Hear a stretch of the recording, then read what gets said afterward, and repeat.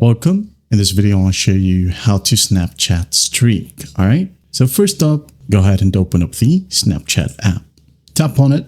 And then once you're in here, go ahead and find the DM section or message section and find a friend where you wanted to start the Snapchat streak.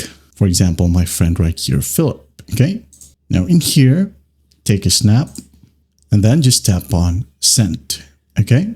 Now, the recipient or your friend must then send a photo or video snap back to you within 24 hours, okay? Basically, you send a snap, he or she should send a snap back so that the streak will now start. This exchange needs to happen for 3 consecutive days. So just basically continue sending photos or videos to each other every day to keep the streak going, all right? Again, you and a friend must send each other at least 1 photo or video snap every day within a 24-hour period. After 3 consecutive days of snapping, a fire emoji will appear next to the friend's name, indicating your streak, and the number besides it shows the days of your streak has been active. Now, to avoid the fire emoji turning into an hourglass icon, okay, if you'll be able to see an hourglass icon, that means, or it is actually signaling an impending expiration.